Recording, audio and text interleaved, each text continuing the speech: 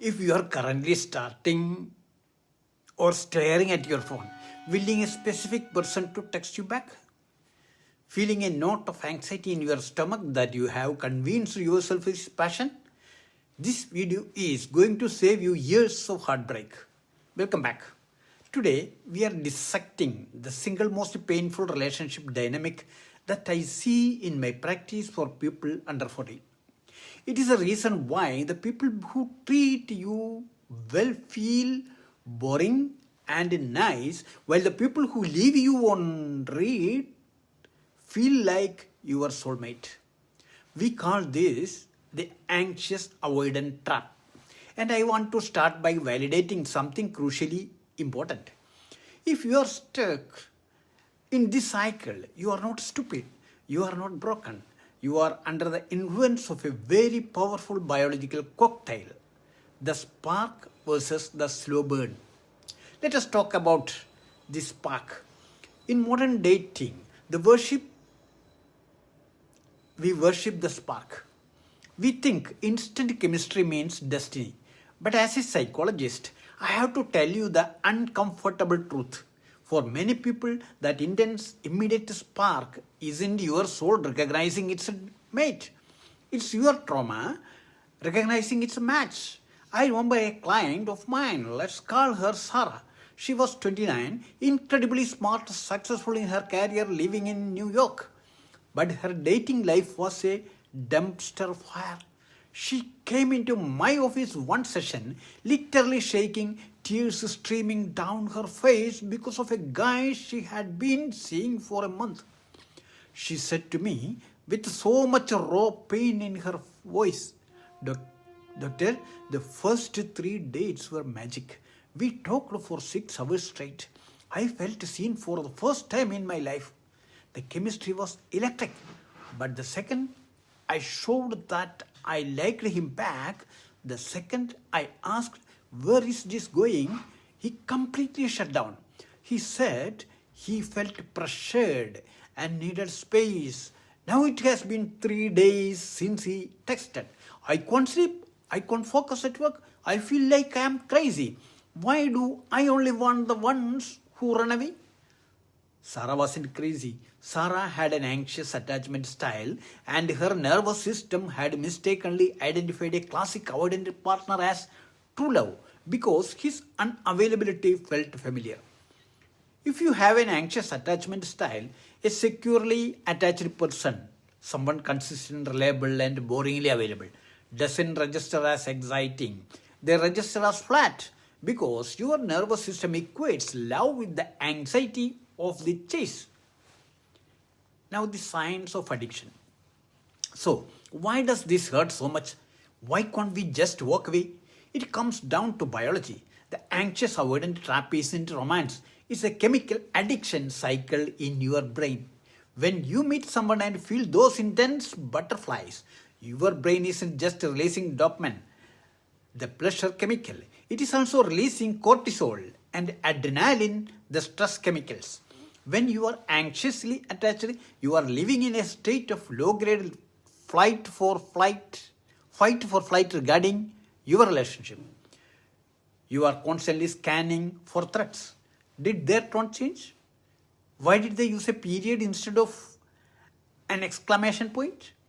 When that person finally texts you back after 2 days of silence, your brain gets a massive hit of dopamine and relief.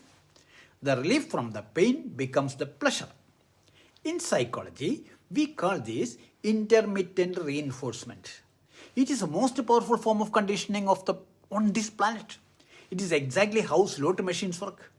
If you won every time you pulled the lever, you would get bored. If you never won, you would walk away. But if you win just enough to keep hope alive, you will sit at that machine until you have nothing left. The avoidant partner is the slot machine. The good morning beautiful text is the jackpot. And you are addicted to the gamble. Now the origin story. How do we get there? This dynamic is rarely about the person you are currently dating. It is almost always an echo from the past. Very simply put, if you are anxious, you were really caregivers were likely inconsistent. Sometimes they were loving and pleasant, other times they were distant or overwhelmed. You learned that you had to perform or cry louder to get your needs met. You learned that love is something you have to chase. If you are avoidant, your early caregivers were likely either neglectful, forcing you to become hyper independent, or they were engulfing, too close, too intrusive. You learned that intimacy equals a loss of freedom. You learned that vulnerability is dangerous. Now, watch what happens when these two meet as adults.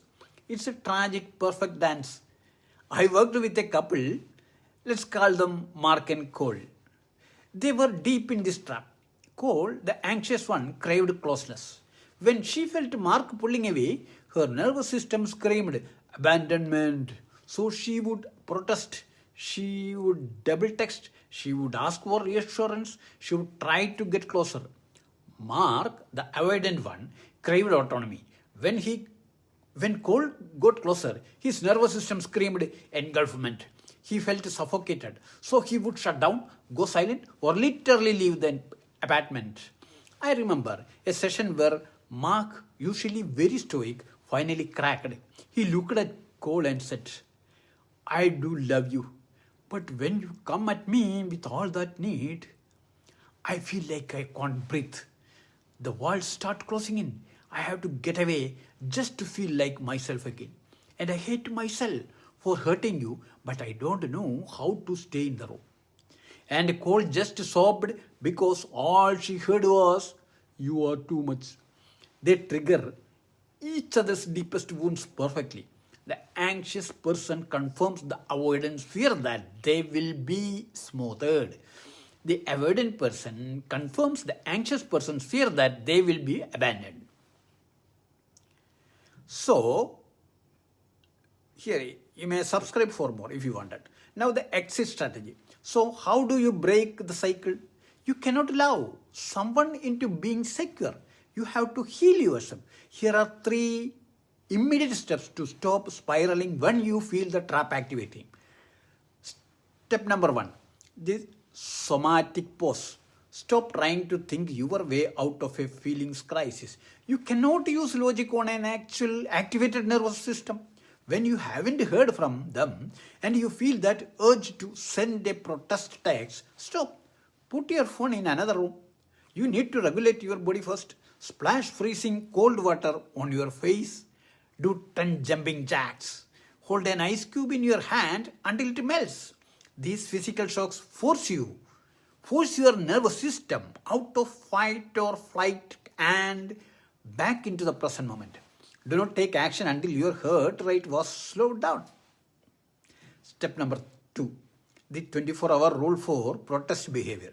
If you feel the burning need to send that long paragraph text explaining your feelings, or to stack their Instagram stories to see where they are, write it down in your notes app instead.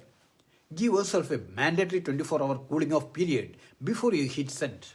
I promise you, tomorrow morning you will be grateful you didn't send it. How is that? Now step number 3. Rebrand boring. This is the hardest one. You have to begin the slow work of rewiring what you find attractive. You have to stop equating anxiety with love. The next time you go on a date with someone who texts back reliably, who makes plans in advance, who says what they mean, and you feel that urge to call them boring or say there is no spark, challenge that thought. Tell yourself, this isn't boring. This is what safety feels like. And my nervous system just isn't used to it yet. Give safety a chance to become sexy. Breaking the anxious avoidant trap is some of the hardest internal work you will ever do. It requires you to sit with uncomfortable feelings instead of chasing the temporary relief of a text message. But on the other side of that work is the kind of love that doesn't require you to abandon yourself just to keep someone also or just to keep someone else. Your comments here for more if you want more. If this resonated with you, hit the subscribe button. Next week,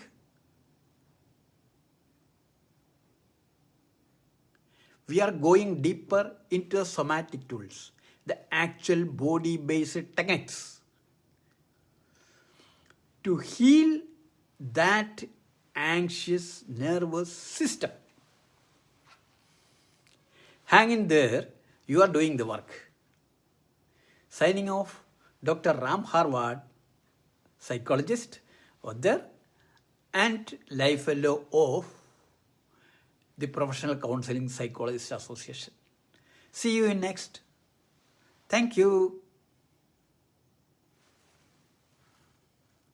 I will see you next time.